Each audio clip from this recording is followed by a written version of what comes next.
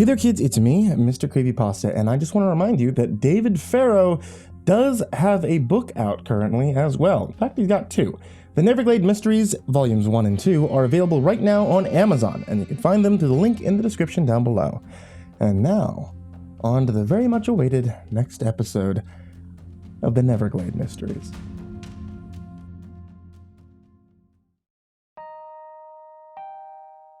Being awoken at 3 a.m. to come check out a body is probably one of the shittiest things about being a cop.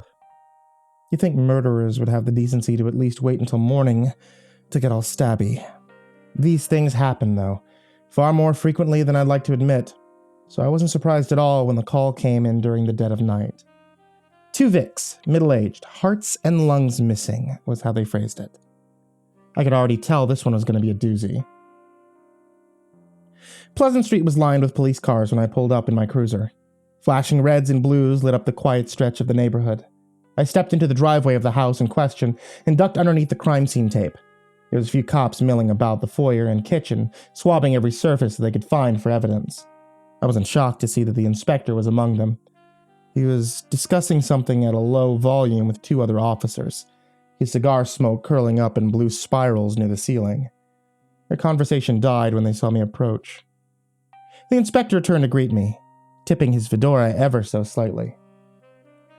"Sheriff Marconi," he said. "I thought you might have caught wind of this one." "Nothing gets by me," I replied. "That's why they pay me the big bucks. What kind of case are we dealing with?" The first officer, a rookie from the precinct I barely recognized, cast a nervous glance towards the stairs. "Double murder. Victims' names are James and Marie DuPont. Both were biology teachers down at the Pacific High School. No kids, just a dog named Darwin who seems to have gone missing. Only sign of forced entry was a shattered window on the second floor bedroom where the bodies were discovered." "I take the corpses aren't pretty," I said. The second officer looked grim. "You should see for yourself, Sheriff. Forensics just wrapped up in there, and, a few of them came out puking." "I thought those boys had tougher stomachs," I joked. But it did little to lighten the mood. The inspector and I excused ourselves and headed upstairs, where the strobe of police lights still flashed through the window in the hall. It wasn't hard to tell which room was the crime scene. The bedroom door was hanging half open, the space inside lit up by the glare of forensics floodlights. The inspector pushed it open all the way and gestured for me to enter. Now I've seen some grisly stuff on the force. Hopelessly mangled bodies, throats slit, limbs ripped from their sockets, you name it. But the carnage we found in the DuPont's bedroom might have taken the cake. The report had said hearts and lungs missing, which was clear enough, but it had neglected to mention the large chunks of viscera that had been ripped from the chest to get to those inner organs. Spattery bits of gut and muscle were sprayed across every surface of the room. Marie's head had been torn from her body, leaving the top of her spine exposed. James's had been crushed into a messy pulp. The few stretches of exposed skin we could see were lacerated with deep slash marks. "No human did this," the inspector said quietly. My nose tickled with dead body stench. Suddenly I understood the impulse to puke. Holding my sleeve over my mouth, I asked, "Do you know what kind of monster we're dealing with?" "I can think of several entities who feed on human organs. None of them are strong enough to cross into this world on their own, which means we've got worse problems than some kind of murderous, flaying beast." "Could it?" I started, but the inspector held up a hand to hush me. "Do you hear something?" I listened. At first I couldn't make out anything except the shuffling of cops' footsteps downstairs. Then I heard another sound. A deep, low growling like an animal with its hackles bared. I left the bodies and I approached the shattered bedroom window. In the darkness of the backyard, I saw a large German shepherd pacing around the DuPont's tool shed, his teeth drawn back into a threatening snarl. "That must be their missing dog," I said. "Darwin, what's he doing down there?" "He's found something. the inspector stated. Before I knew what was happening, he'd flung open the window frame and vaulted through the gap, his trench coat flapping behind him like a pair of wings. I never actually saw him fall. In the time it took me to blink, he was already striding across the grass towards the tool shed. Like hell, I was jumping out of a window.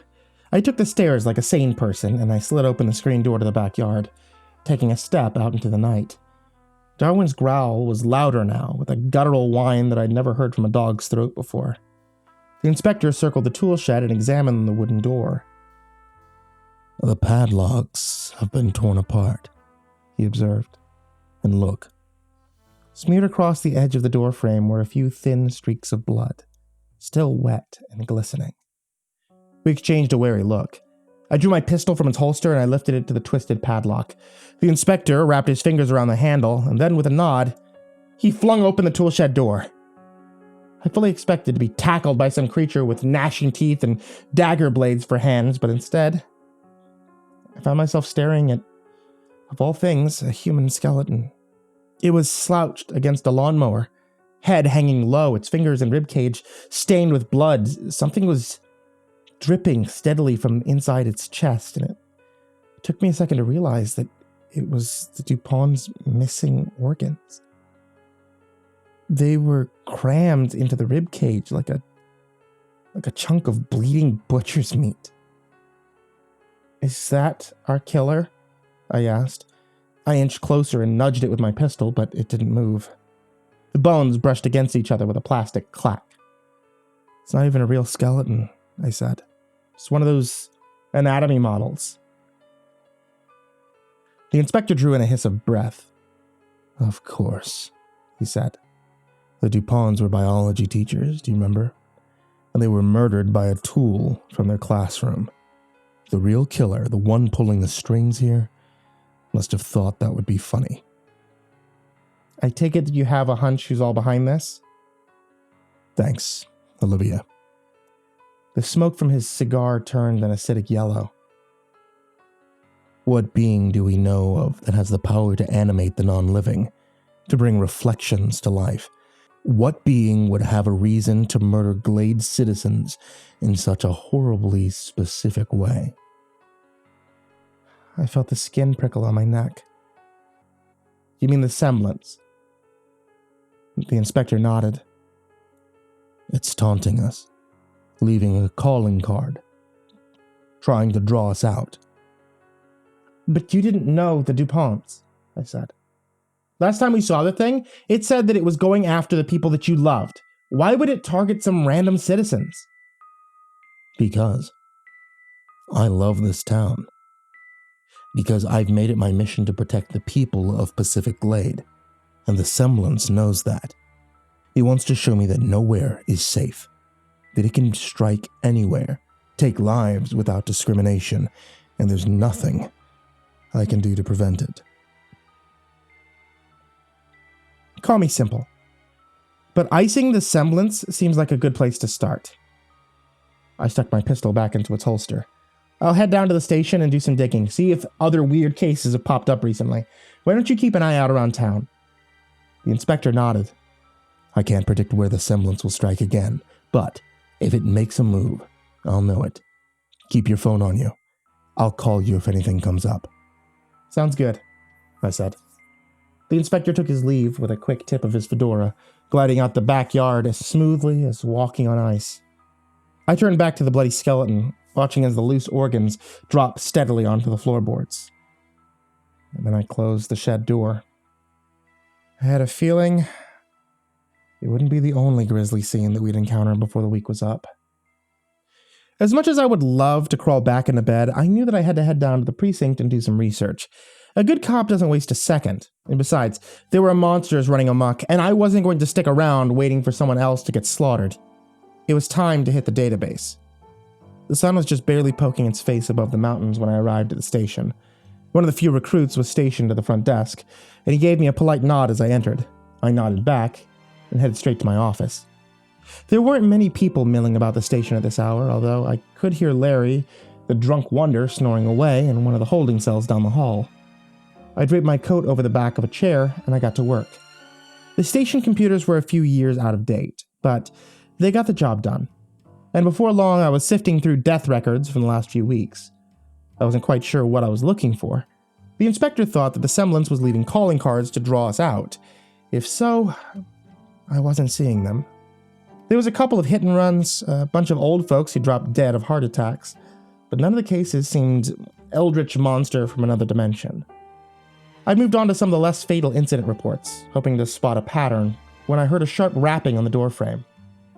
I turned to see Zachary Atwater poking his head into my office. The newbie had trimmed his beard and slicked back his black mop hair, like he'd cleaned up for a job interview or something. I clicked back to my browser and tried to pretend that he wasn't there. "Sheriff," he said, missing the point. "I was hoping I could talk to you." "What is it, rookie?" I sighed. "Some of the other guys, they were saying that the inspector's back. You know, the guy who helped us with those zombies the other week? No one seems to know the details, but it's pretty clear that he's working on another case. With you." "So?" I asked. "So," he said pointedly, "I want in." I didn't even look up from my computer. "No, you don't." He actually sputtered like an indignant little kid. "Look," he said, "I'm sorry I was skeptical before, okay? There's a lot of weird stuff out there. I get that now, and I shouldn't have brushed that off the way I did, but we made a good team, you and me, and the inspector. You know, we took down that semblance thing together." "If I remember correctly, you tried to arrest it," I said. Atwater's face went red. I didn't know what I was dealing with then, but I do now." "Do you, though?" I asked, and this time I did turn to face him, fixing him with one of my hardest Marconi gazes. I could see him wither. For someone with the frame of a football jock and all the easy arrogance of a frat boy, it doesn't take much to knock Zachary Atwater off his game. "Let me tell you what happened to the inspector's last partner," I said. "Mark Hannigan. Best homicide detective this department had ever seen. I gave him shit all the time, but only because I knew that he could take it. He fought alongside the inspector more times than I can count, keeping this town safe one monster at a time, but he suffered for it.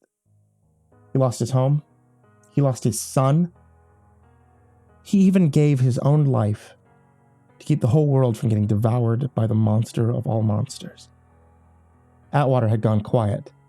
I rose from my computer, pushing my chair back with a scrape. "This isn't the kind of job where you just hang up your gun and call it a night, rookie. If you're in this fight, you're in it till the day you stop breathing, and you will stop breathing. Sooner or later. This life catches up to you. It's just a matter of time." I glanced at the framed photograph on my desk. It was a picture of Mark, taken at a company dinner, his hair combed, his smile wide. How many times did he have an occasion to smile like that? I still had dreams about him in the end. How his jaw had clenched when he pulled a gun on Valentina Kopel. How hardened his stare had been when he'd leapt into that helicopter and flown it up into the rift. His sacrifice had saved us all. I just wished I had a chance to say goodbye. He knew what he was getting into. "So do I said. "But you don't. So you can forget about this little buddy cop fantasy of yours. Understood?" Atwater looked like somebody had kicked him in both kneecaps. "Understood," he mumbled. He disappeared from my doorway, his footsteps thunking dejectedly down the hall. Maybe I'd been too hard on the kid. At the end of the day, he'd only wanted to help. But I knew where this road ended up. It was long and painful and lined with more bodies than you could count. I'd chosen to walk that road, but if I could keep the newbie from walking with me, I would. I had enough blood on my hands already. The inspector called around 2 p.m., which did little to improve my mood. Another body had popped up. He didn't share too many details over the phone, but it seemed clear enough that we were dealing with another semblance situation. I grabbed my coat and I left the station. It was only a short drive down the road into the heart of Main Street, where the third victim had been found. The scene of the crime was a small tuxedo rental store, tucked just behind the bank in the center of town. I parked my cruiser and walked inside. A bell over the door jangled at my presence, but no one came forward to greet me. I was surrounded on all sides by circular clothing racks and pale mannequins in tight-pressed suits. There seemed to be a small commotion coming from the next room over, so I pushed through the door to investigate. The inspector was waiting for me there, along with a crime scene photographer and well-dressed man who presumably ran the store. The owner looked shaky and unable to stand. His body slumped forward in a small folding chair. The photographer was snapping pictures of an open changing room booth. I shielded my eyes from the flash and I stepped over to join the inspector. "What are we dealing with?" I muttered. Our victim is a 16-year-old boy named Joe Cabrera. He told the clerk he was looking to rent a tuxedo for an upcoming school dance. Joe had gone to try on the suit when the clerk heard sounds of a struggle from the changing rooms. By the time he arrived, Joe was already dead. "And how do we know this is a semblance thing?" I asked. The inspector gestured toward the changing room door. "See for yourself." I brushed past the photographer, who was fiddling with the lens of his camera, and poked my head through the doorway. The victim was on the smaller side. His body was slumped where it had fallen, his neck ringed by the darkest lines of bruises I had ever seen. I'd have judged that the cause of death, if it wasn't for the fact that both his eyes were gouged out. One of them was lying in a sticky pool of blood on the changing room floor. The other was pierced straight through by a coat hanger, held by the tall, faceless figure in the back room. It was a mannequin. The dummy was wearing a gray designer suit, its head tilted down towards Cabrera's corpse. Its milky white hands were smeared with streaks of blood. The mannequin wasn't moving now, thank the fucking Lord. But the idea of it shifting and lifting up that blood-stained coat hanger made the flesh crawl on my arms. "Yeah, that's a calling card, all right," I said. I left the crime scene and rejoined the inspector. He stared thoughtfully at the changing room door, gnawing on the tip of his cigar. "It's getting bolder. This was just a child. A child. I always knew the semblance was a depraved being, but I never expected it to sink so low. Simply out of petty revenge." "Sounds like a real piece of shit," I said. "But where does this leave us? We're no closer to finding it than we were before." The inspector was quiet for a moment.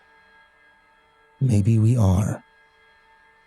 One set of murders tells us limited information, but two sets a trend.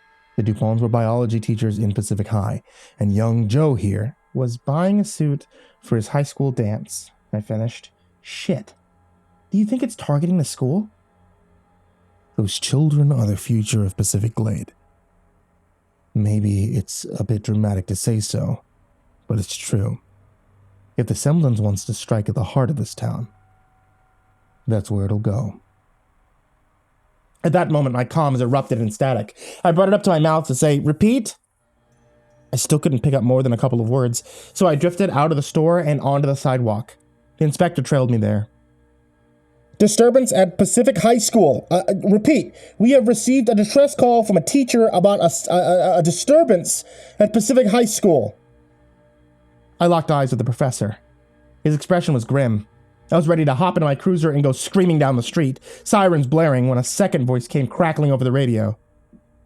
"This is Officer Atwater. I got 2 other officers with me. We're on our way." "God damn it," I hissed. "I told him to stay out of this." As far as he knows, this is an ordinary distress call. He probably doesn't have any idea what he's getting himself into. We'd better hurry. That was all the urging I needed.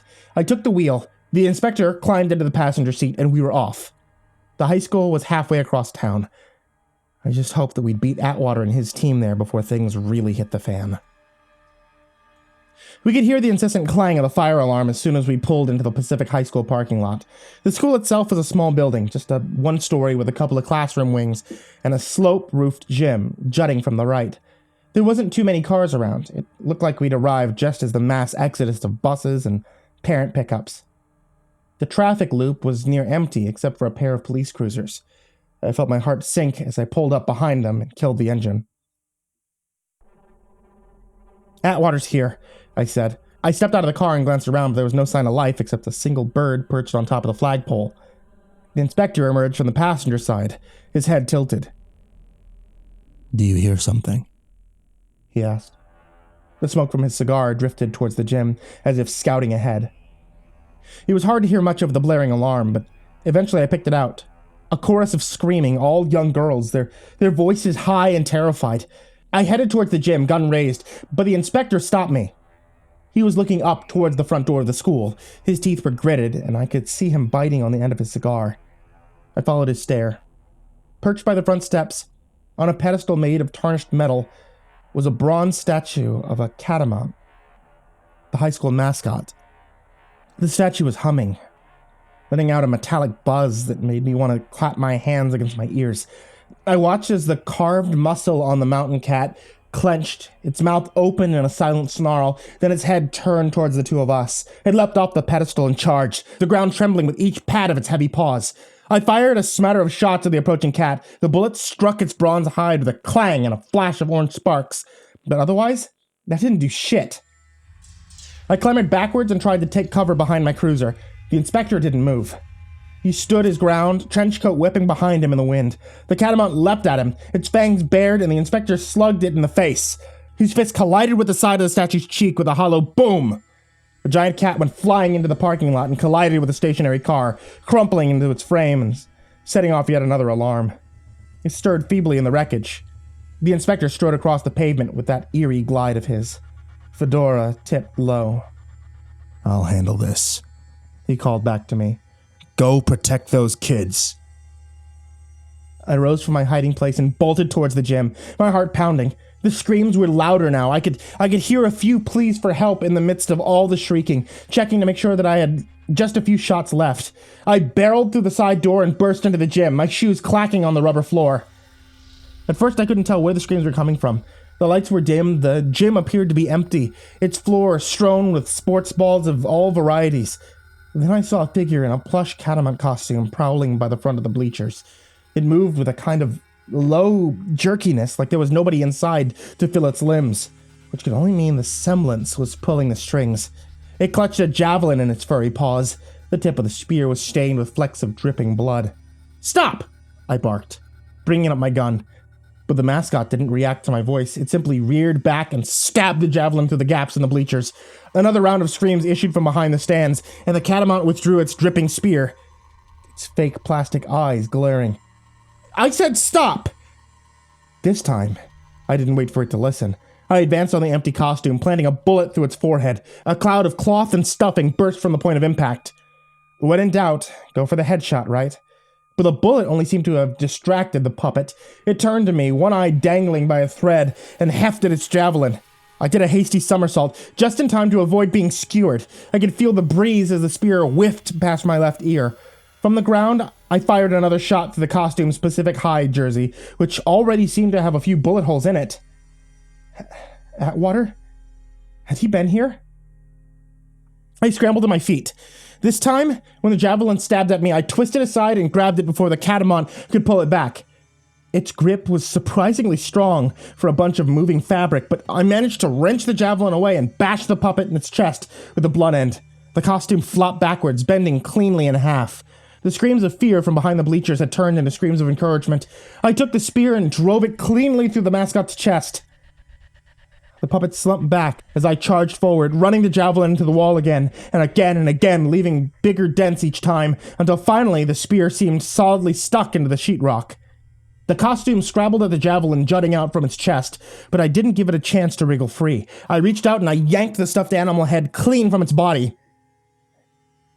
A breath of air escaped from inside the costume, like 1,000 voices sighing, and the whole thing went limp. I chucked the head towards the basketball hoop and backed away for the moment. At least, that seemed as dead as a costume should be. I was suddenly swarmed by a crowd of high school girls in running shorts who were crying and trembling and thanking me profusely. None of them seemed to have been stabbed by the javelin, which was a small blessing, but their coach hadn't been so lucky. She came staggering out of the bleachers on the arm of a cop I recognized. It was Lola Vasquez, one of our veteran officers. There was a bloody hole in the coach's arm that was gushing steadily onto the gym floor. "Officer," I said. I pushed through the crowd and went to help steady the injured woman. Vasquez propped her up against the wall and got to work trying to tie up a makeshift tourniquet using strips of t-shirt. The cop was shuddered short of breath. But Vasquez knew her stuff. I knew she'd get the other woman patched up just fine. Was Atwater here? I asked. He went on ahead, she replied. She didn't look up from her bloody task. There was another commotion coming from down the hall, somewhere near the auditorium. Clark and Atwater went to check it out. I'll go find him, I said. Do you have the situation under control here? I'm good, Sheriff. This time she did glance up. No clue what's going on, but I got this. You should go and help the boys. I tried to smile. They always need us to save their asses, don't they? Lola smiled back, but it was a weary smile. I left her with the coach and a swarm of scared track girls and headed for the exit. She had enough to deal with right now. I've always found something creepy about empty school halls. Places that should be bustling with life, but aren't. The halls of Pacific High were no exception. Rows of painted blue lockers stretched off and to the left and right. The dirt-scuffed tiles had a scattered pattern of colors that made my head ache. It would have been utterly quiet if the fire alarm wasn't still clanging overhead, drilling into my ears. I hefted my gun and I hurried down the left hall, praying that I was heading in the general direction of the auditorium. I kept expecting the semblance's animated goons to jump out at me at every turn. Each time I turned a corner, I flinched, keeping my gun held high, but the halls stayed as empty and quiet as ever. If there was anyone left in the building, they were staying out of sight, or they were dead. I tried not to dwell on that alternative. The auditorium doors were hanging wide open when I arrived, which made my heart sink. I ran inside and I glanced around. The lights were dimmed, but not completely off, giving the unsettling illusion that the rows of seats had turned into gravestones. There were a few shadowy props darkening the back of the stage, and there, in between them, I could see movement. It was a jerky, hollow movement, like clothes shifting without a body to fill them. I ducked behind cover of the seats and made my way carefully up the aisle. As my eyes adjusted to the dim light, I saw the figures on the stage for what they were. Empty theatrical costumes, held upright by invisible strings. There were 3 or 4 of them up there. I guess the school was doing some kind of period piece because I saw a lot of frills and cloaks and petticoats. One of the costumes clutched a buzzsaw in its gloved hands.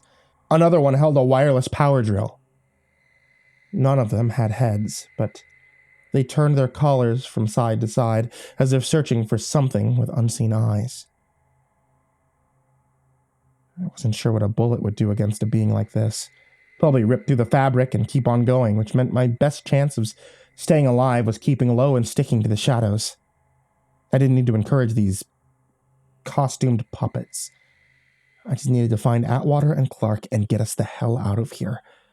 I was just about to sneak up on stage when a hand shot out from the first row and latched onto my arm. To my credit, I didn't cry out, which probably saved my life. I whipped my gun around and pointed it at my assailant's forehead. It was Officer Ray Clark. He let go of my forearm immediately, raised his hands, his face beaded with nervous sweat. "Where's Atwater?" I hissed. "He went on ahead," Clark whispered. "Took the drama kids and ran backstage.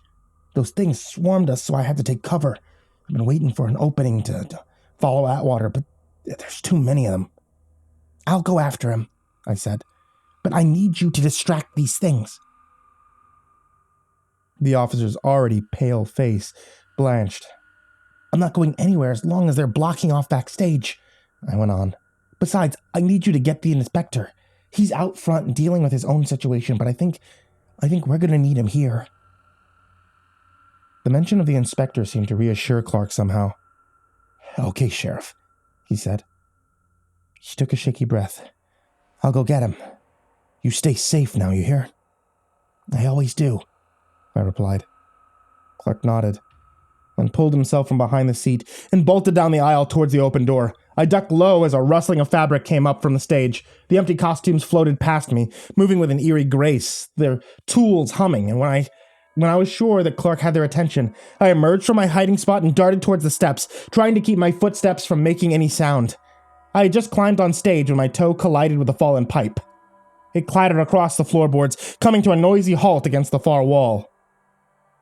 I froze, When I dared to look back behind me, I saw one of the costumes had turned in its flight and was gliding steadily back in my direction. It was the one clutching a bright yellow power drill. The tool came to life with an electric whir. Fuck, I breathed. I turned and ran to the dark space behind the curtains, nearly plowing into a 10-foot-tall model of a tree. Everything was barely lit, so the sea of props and costume racks looked like a shadowy minefield. One step would trip me up and leave me at the mercy of this killer puppet. I wondered if Atwater and the drama kids were crouching somewhere in the darkness. How the hell would I find them with this thing in my back? I heard the clatter of hurried footsteps. I followed the sound towards a door in the back of the room and burst through into another bright expanse hallway. Down the hall, past a second stretch of blue lockers, I saw a door close with the quietest of creaks. I approached the door, and I tried jiggling the handle, but someone had locked it from the other side. There was a beige curtain pulled down over the glass, so I couldn't see anything inside the room. I banged on the door. "It's Sheriff Marconi!" I shouted. "I know you're in there, officer! Come on, let me in!" There was a murmur of voices, followed by a quick hushing. I glanced nervously back down the hall. The backstage door was opening, and I saw a flap of lacy fabric emerge from the darkness. Power drill still clenched in its gloves. I lost my composure and began pounding on the panel of glass. "For fuck's sake, Zach, open the door!" I heard a muffled swear, then the sound of a lock clicking. Atwater opened the door and pulled me inside. I found myself in a dimly lit arts classroom, surrounded by tables and easels and a crowd of terrified students. Several hulking shapes under paint-spattered tarps sat in the corner. Atwater slammed the door shut and turned the lock again. A shadow appeared behind the curtain, accompanied by a loud electric whine. Atwater backed away as the handle moved slightly from the other side. "I'm sorry, Sheriff," he muttered. "Wasn't sure if you were one of those things or not." "What's going on?" one of the drama kids whispered. He must have been about 16 with a single pierced ear and a curl of dyed red hair. A girl with a swishy blue costume dress clutched at his arm. The rest of the students looked scared out of their fucking minds. I saw one of them slump into the corner, crying into her sleeve. "It's hard to explain," I said. "The important thing is that you kids stick with us, okay? We're gonna get you out of here." Easier said than done. The shadow behind the door had stopped trying to turn the handle, but it refused to budge from the spot. Its power drill continued to whir steadily in the background. We might have been able to make a break for it, but there was a lot of us crammed into this room, and I wasn't going to risk the kids' lives on a maybe. There had to have been another way out of there. Atwater had his eyes locked in the door, beads of sweat running down his brow. He must have noticed me staring back when he turned and flashed me a faint smile. "Guess I'm out in this fight after all," he said. "Don't get too excited, rookie," I said. "Just because you got yourself in this mess doesn't mean—" A terrified shriek cut me off. I whirled around and almost got knocked off my feet by the sudden swarm of drama kids who had rushed past me to hide against the wall. The source of the terror became clear. The tarps had fallen off the lurking shapes in the corner, revealing 3 life-size wooden figures. They looked like artist models with shifting joints and smooth, rounded heads, and they were moving. The figures heaved themselves off their stands and began to stagger towards us, limbs swinging. I lifted my gun, but Atwater beat me to it. He stepped in front of me and fired a shot at the approaching figure. Its shoulder exploded in a cloud of splintery shrapnel. But it kept on going, its wooden fingers curling into a fist. It reared back and bashed Atwater across the face. He went flying into the corner, his body limp, and smacked his forehead against the corner of the teacher's desk. I tried not to focus on the slowly growing pool of blood under the rookie's cheek, or the screams of the students huddled behind me. I just fired a single shot through the head of the lurching puppet. Splinters flew everywhere, and the figure fell forward in a lifeless slump, knocking an easel to the ground. I made short work of the other 2. Slivers of wood sprang across the wall and ceiling as the bullets ripped through their skulls. The echo of the gunshots lingered in the classroom, and I could hear several of the students sobbing. "Atwater," I breathed. I holstered my gun and ran to the officer's side. The rookie had a nasty gash on his head from striking the side of the metal desk. His eyes were closed, but I couldn't get a response out of him, no matter how much I repeated his name. I held a hand over his open mouth. There was nothing. Not even a little gust of breath on my warm palm. "No," I whispered. I tried so hard to keep him out of this. I'd been firm with him, maybe even rude, but just so that he wouldn't follow me down this path. But I caught up to him anyway. I took his clammy hand and I gripped it, as if I could somehow squeeze the life back into his body. I might have knelt by him for a while. A sudden knocking at the door hadn't jolted me back to reality. One of the drama kids screamed. A new shadow had darkened the curtain, one even taller than before, and I wondered what kind of fresh horror the semblance had dreamt up this time. The handle turned, the lock resisted, and then the person on the other side bashed at the door hard, so hard that I saw splinters from its frame. I got to my feet, hand hovering above my holster. The door trembled and the kids cowered. The lock held out as long as it could. Finally, it snapped. The door swung open, and a looming figure appeared at the threshold. Curls of white smoke billowed around its silhouette. It was the inspector. Relief flooded through me, but the kids continued to cower. I guess the inspector was pretty intimidating if you didn't know the guy. He stepped into the classroom, ducking his head to fit under the doorway, and I saw the costume that had been chasing me lying in a lifeless heap on the ground. The power drill had finally stopped its whirring. "What happened out there?" I asked the inspector. Officer Clark had just arrived when the catamount statue stopped moving, he said. I thought the semblance was trying to lure me into a trap at first, but after some time it did seem the life had gone out of it. I followed Clark's direction back here and found this empty costume lying on the floor. He knelt down to examine it, his slender fingers slipping across the fabric. I assume this hollow shell was chasing you. "Yeah," I said. "Good riddance." What I don't understand is why the semblance seems to have backed off. The inspector rose to his full 7 feet, puffing thoughtfully on his cigar. It's had us separated, at its mercy. So what changed? I stayed quiet. The semblance... But I knew the answer. The semblance had called off its minions as soon as Atwater had dropped dead in front of me. It had played its game, sent its message, and now we had to deal with the aftermath. Maybe the inspector hadn't been its target this time. Maybe this particular nightmare had been all about me. Is everything okay? I glanced behind me. The drama kids would be fine. Traumatized for a while, probably. But otherwise, they'd get out of this without a scrape. Our hothead rookie wouldn't be so lucky. His great big body was slumped into a heap, like an animal carcass after a hunt.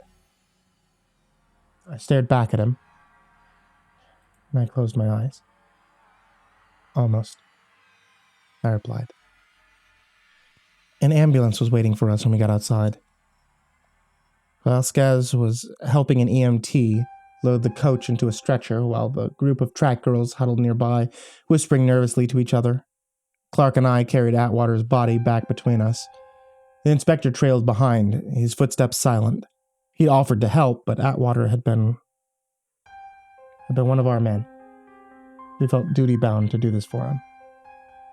The EMT brought out another stretcher for Atwater, and we loaded him up, being careful not to jostle his head.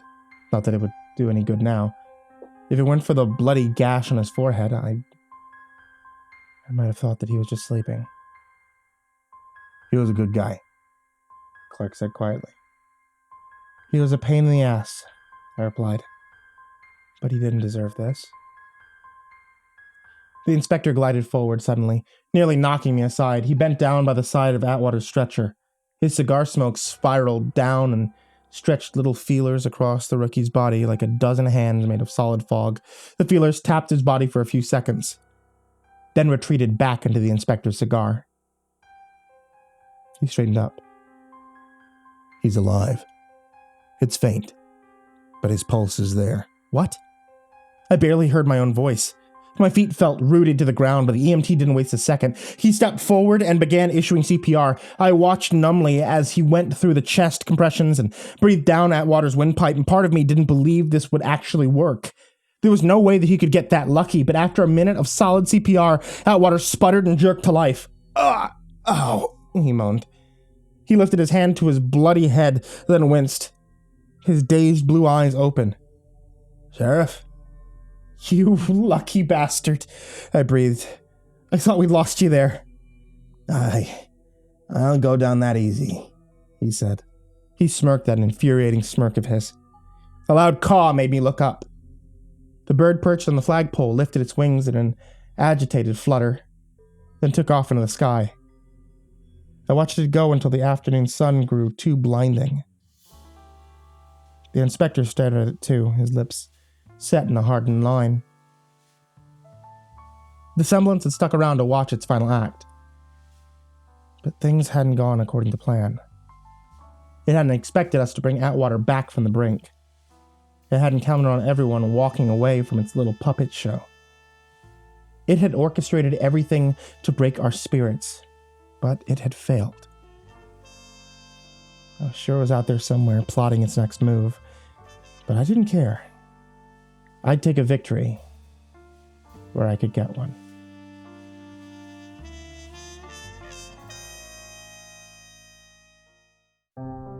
Hey there, kids, and happy Halloween. It's me, MrCreepyPasta, and I wanted to tell you thank you so much for watching tonight's video, or listening to tonight's episode, this Oktoberfest, on the podcast. If you're not listening on the podcast, then you always can listen on the podcast at Spotify, or just about anywhere you find a podcast. And if you're not listening on YouTube, then you can find it on YouTube, or just about anywhere you find a YouTube. If any of you guys are interested in some of the audiobooks or actual books that have horror stories in them that I've worked on, you can always check out that description down below. In there's a couple of different links to some horror books and horror audiobooks and new things, like hopefully there'll be a Tales from the Gas Station Volume 3 link down there in the next few days, which I'm referring to right now, because if you look and it's out, it'll be there. Also, I wanted to say thank you all of you who are supporting me on Patreon. That's patreon.com/MrCreepyPasta. If you ever want to help support the show, keep the lights on, feed my cats and the like, you can always head over to patreon.com/MrCreepyPasta and you can support the show there. Even $1 is greatly appreciated. And I have a very special thank you to these guys, such as Jordan Alexander Sanchez, Mr. Thud, Ken Lando Higuchi, Chompski, Nico, kaeo, Tristain Pelton, Stephen VanHuss, Chance Burnett, Deanna Kraus, G. Weevil 3, TheRedOakShieldVirus, CoryxKenshin, Pothead Holmes, Rival 1, JimboTheHutt, Caspian, Jordan Nells, The Village Witch, Hades' Nephew, Jordan Wayne Deckard, Bradley Leipe, and Charron, Acid System, Mike Bullock, Fooly Cooly Dude, Prozac and Pancake Appreciation, Brian Arse, Cryptic Nightmares, Shadow Morningstar, Brianna Wright, Someone You Love, Said the King 56, Bad Honey, S-Man, Kiri the Sloth, Thomas Burgett, Liam Newman, Sky Harbor, Caleb Dougal, Last Blade Song, Rafael Rodriguez, The Ginger Bros, and Aaron Stormcrow. And another thank you to all you guys who are in the description down below. Thank you guys so much for watching. Thank you all for listening. And I hope you all have a wonderfully happy Halloween. Sweet dreams.